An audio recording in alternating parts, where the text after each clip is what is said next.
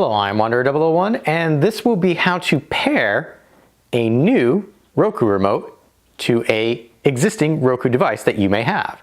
Now, step one will be if you have multiple Roku devices, you're going to want to turn off the other Roku device, just so that when you're pairing, the only device that this can find is your Roku device that is on and you're trying to pair with. So, step one will be to open the back panel of the new device. Make sure that your batteries are in there. There is a little button right there that you can push and hold, which will start the pairing process.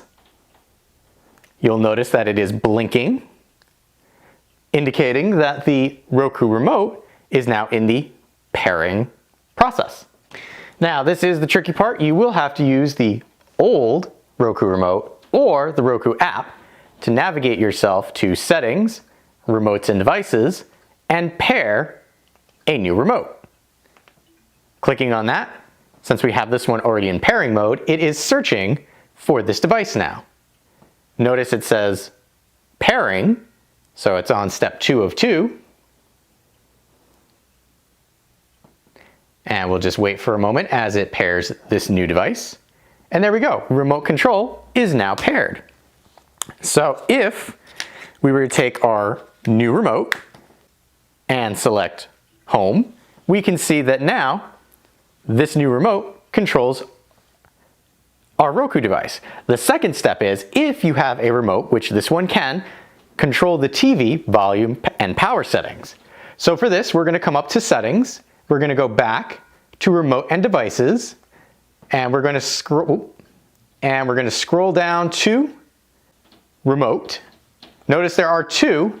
One says in use, which is the one that I'm currently using, which is the new one we just paired, and this is the other remote. So what we're going to do is we're going to come to the remote in use and then down to set up remote for TV control.